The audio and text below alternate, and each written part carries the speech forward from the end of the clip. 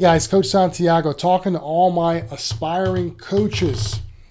Perhaps you're done playing your professional career, collegiate career, or maybe your son is just very interested in your particular sport and you have decided to go into business, whether it's a side business or your main focus as a coach, running an academy, running a travel organization, running some events. A wise man once told me, if there's no profit, there's no mission. And I think one of the biggest mistakes a lot of young or even experienced coaches make is you try to hide the fact that you're looking to make a profit. Even if you're a nonprofit, you need to have a surplus of income, surplus of money to be able to operate your business. Whether you have 10 people on payroll or yourself only, let's face it, if you're putting out the time, you're putting out the effort, you deserve to make an income.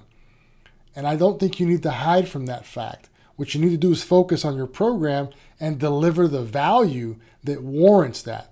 That's where the problem is, as far as I can see out there, is when people want to make money in anything, but in particular coaching, where you've got kids involved and you're not delivering the value.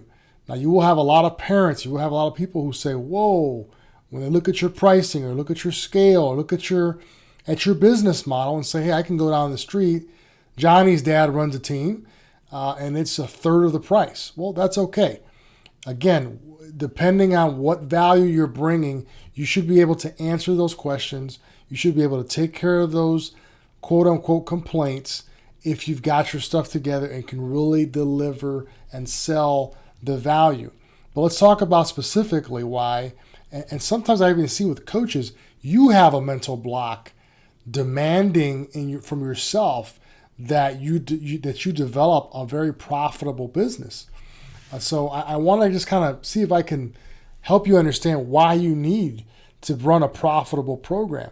And again, some programs take a couple years, 2 or 3 years to become profitable. So you have to raise some money, maybe take a loan, do what you have to do to become solvent so that you can operate your business and keep the doors open. But being profitable is the name of the game. Let's talk about some reasons why. Number one, you will not succeed, right? Again, no profit, no mission. There's a reason why you opened up this facility. There's a reason why you started your event business. There's a reason why you started your travel business. And I'm sure it has something to do with a mission, a dream, a vision, where you're not going to be able to succeed at that if you don't have profitability in your company, okay? You need to look at your profit margins. You need to look at that cash as fuel, right?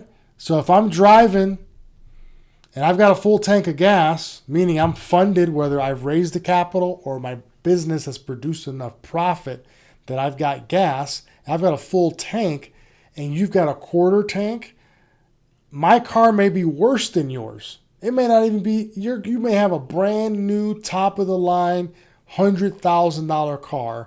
I will get farther than you because eventually you will run out of gas a lot sooner than I will.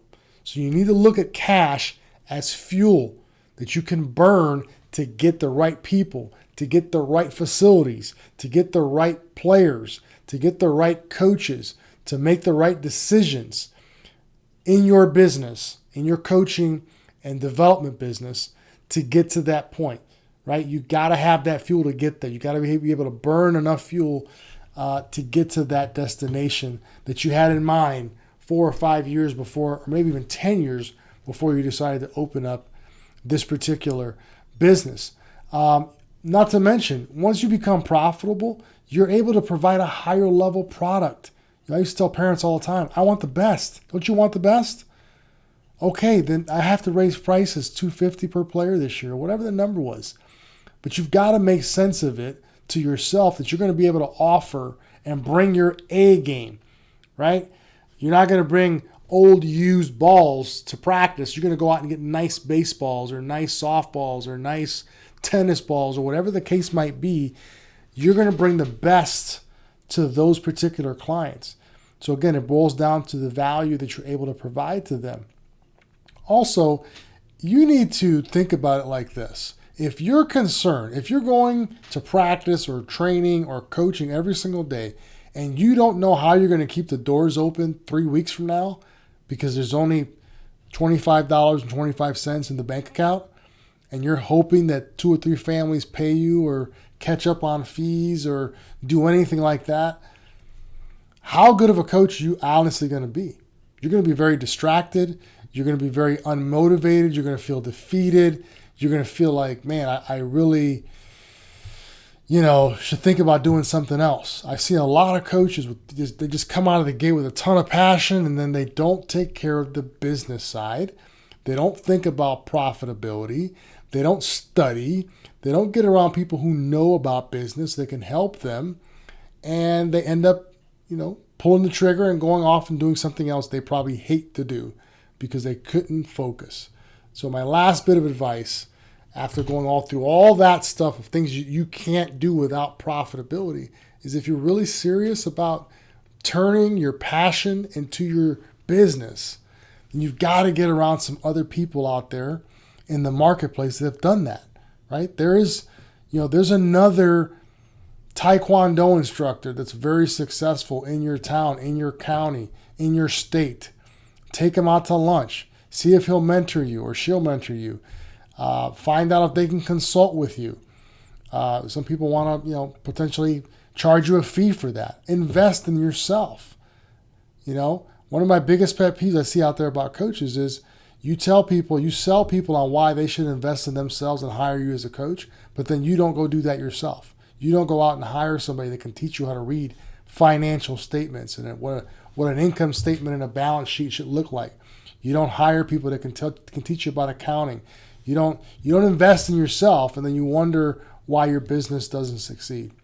So again, no profit, no mission, and you're out of business. And people will end up talking more about the fact that you used to have a facility and it's no longer there, more than your coaching ability. So take it serious. The minute you sign a lease, the minute you decide to go out there and put a sign on the door and have a phone number and a website, you are a business person first, not a coach first. People who show up and sign the back of your checks, they're coaches first.